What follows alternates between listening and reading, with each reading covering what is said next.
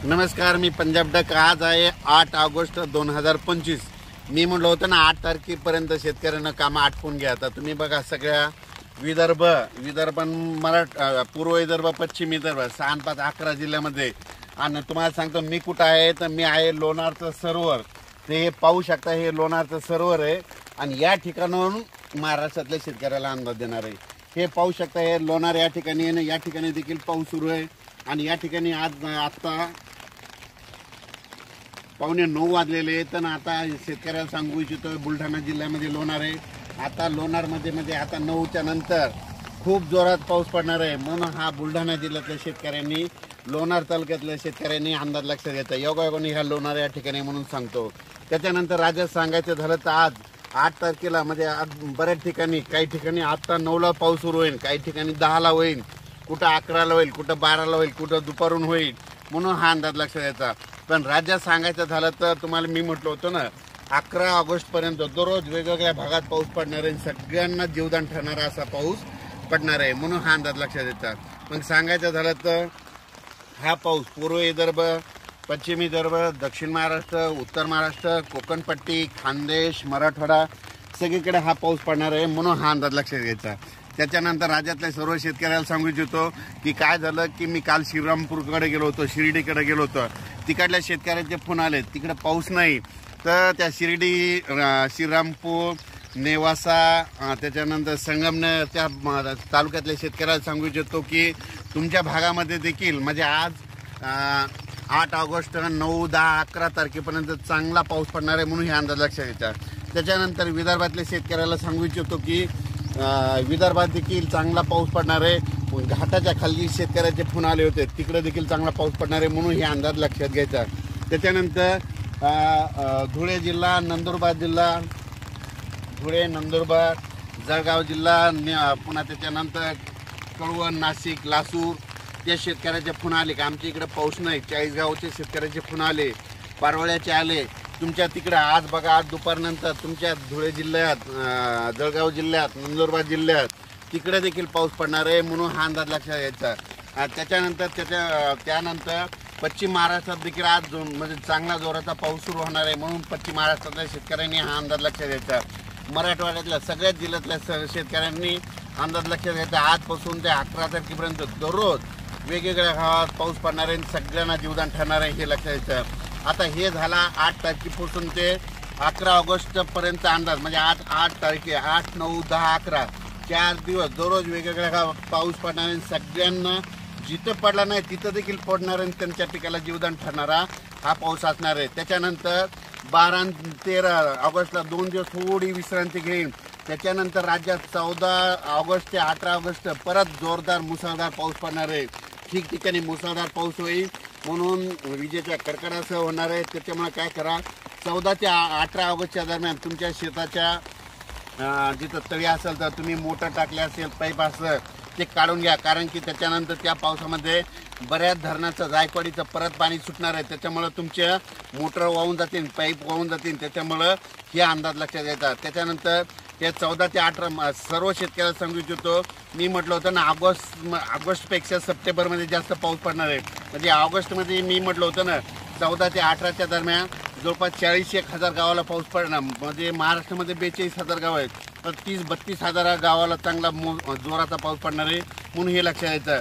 त्याच्यानंतर आता हे 14 ते 18चा एकदा पाऊस येणार आहे. त्याच्यानंतर 25, 26, 27, 28, 29 ऑगस्ट दरम्यान एक चांगला मोठा पाऊस येणार आहे. त्याच्यात देखील 30-35 गावाला पाऊस पडणार आहे. म्हणून हे देखील ऑगस्टच्या शेवटच्या आठवड्याचा अंदाज लक्षात घ्या. पुन्हा सप्टेंबर महिन्यामध्ये परत दुसऱ्या आठवड्यात, म्हणजे सप्टेंबरच्या दुसऱ्या आठवड्यात पुन्हा जोरदार पाऊस पडणार आहे. म्हणून हे देखील सप्टेंबरमधला अंदाज लक्षात घ्यायचा. सप्टेंबरच्या शेवटच्या आठवड्यात देखील चांगला जोराचा पाऊस पडणार आहे शेवटच्या आठवड्यात. म्हणून हे लक्षात घ्यायचं. म्हणजे ऑगस्टमध्ये 2 मोठे पाऊस, सप्टेंबरमध्ये 2 मोठे पाऊस आणि ऑक्टोबरच्या फक्त पहिल्या आठवड्यातच एक चांगला पाऊस येणार आहे. आणि दुसऱ्या 20 ऑक्टोबर नंतर पाऊस परत काय होणार, निघून जाणार आहे. मग राज्यातल्या शेतकऱ्याला सांगतो, मग आता पाऊस परतणार. आणखी 2-2.5 महिने पाऊस आहे, पण पाऊस कधी निघून जाणार हे यापुढं कधीच कोणाला विचारत जाऊ नका. एक सोपं गणित सांगतो, पाऊस कसा निघून जाणार, काय करायचं. 10 ऑक्टोबर ते 10 नोव्हेंबरच्या दरम्यान काय होतं की काही ठिकाणी धुई येते, कुठं धुराळी म्हणतात, काही जण धुके म्हणतात. तर शेतकऱ्याला सांगत होतं ज्या ठिकाणी धुई आल्याच्या नंतर त्या झाडावर कापसावर सोयाबीनवर असे जाळे पडले, जाळे धुई आली 10 ऑक्टोबर ते 10 नोव्हेंबरच्या दरम्यान, आपण म्हणायचं आता कंप्लीट 12 दिवसानं पाऊस निघून जाणार आहे. हा अंदाज निसर्गाच्या जाळे रूपी धुईच्या रूपात देतो. म्हणून हे लक्षात येतं. त्याचा मी अंदाज परत तुम्हाला देणारच आहे, पण हे सर्व शेतकऱ्याला सांगू इच्छितो. आणि तुम्ही बघा, काल परवा मी म्हटलं होतं ना, महाराष्ट्रामध्ये ठिकठिकाणी यापुढे कधीच कोणाला पाऊस करायचं नाही. आपल्याला हे निसर्गच पाऊस सांगतो. आणि योगाने या ठिकाणी हे निसर्गरम्य लोणारचं सरोवर आहे बघा. इथलं पाणी कधीच आटत नाही. हे निसर्ग उल्कापात झाला होता अशी म्हणजे सांगतात की उल्कापात होऊन या ठिकाणी म्हणजे उल्का पडलेला हे इथं सर्व नैसर्गिकरित्या झालेलं आहे. म्हणजे निसर्ग काय काय तुम्हाला सांगतो गोष्टीचा अंदाज देत असतो. तर त्याच्यानंतर शेतकऱ्याला सांगू इच्छितो, तुम्ही काय करा, आता मी काल परवा म्हणजे 6 ऑगस्ट 7 ऑगस्ट आणि 8 ऑगस्टच्या दरम्यान मी ठिकठिकाणी शेतकऱ्याला सांगितलं होतं तांबडा आबाळ होईल बघा. तांबडा आबाळ झालं की त्याचा फोटो काढून ठेवायचा.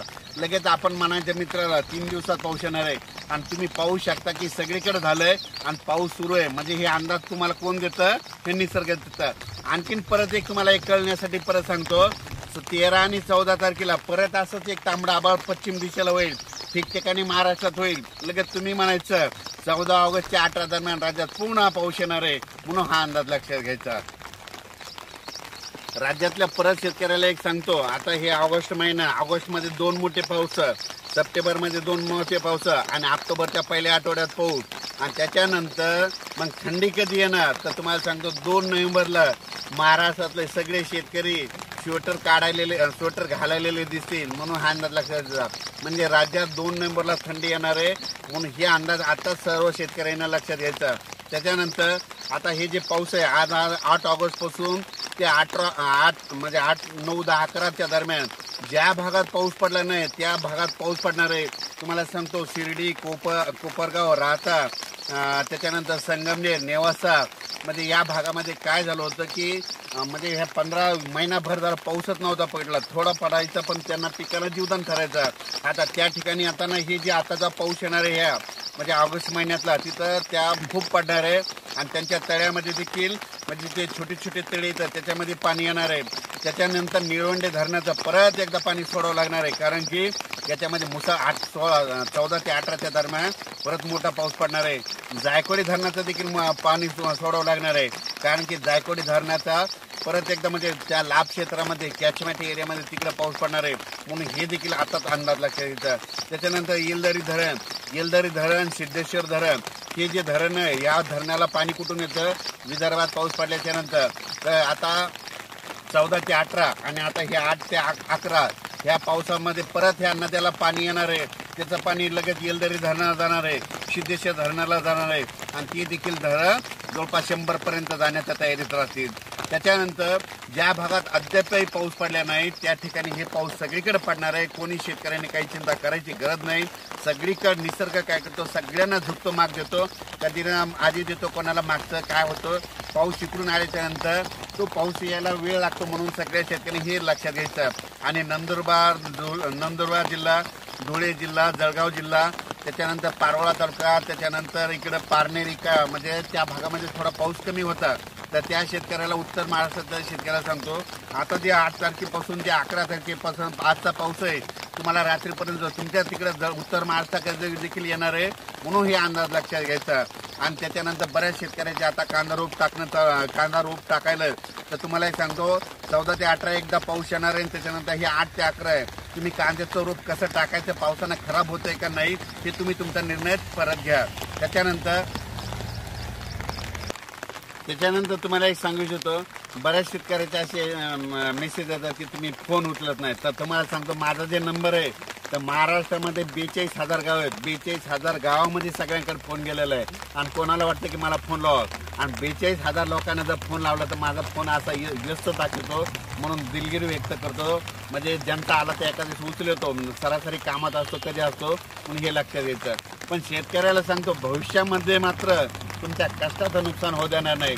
त्याच्यानंतर हे पाऊस सोलापूर जिल्हा, सांगली जिल्हा, सातारा जिल्हा, कर्नाटक, बेळगाव, तेलंगणा, आंध्र प्रदेश तिकडल्या भागात देखील पडणार आहे, कारण की त्या भागातील शेतकरी देखील आपले फॉलोअर्स आहेत. म्हणून तेलंगणा, आंध्र प्रदेश देखील पाऊस पडणार आहे, म्हणून हा अंदाज लक्षात घ्यायचा. कर्नाटककडे देखील खूप पाऊस पडणार आहे, म्हणून हा अंदाज लक्षात घ्यायचा. कोकणातला पाऊस कायम राहणार आहे, म्हणून हे लक्षात घ्यायचं. अचानक वातावरणात बदल झाला, परत एक मेसेज दिला जाईल उद्याच्याला. धन्यवाद.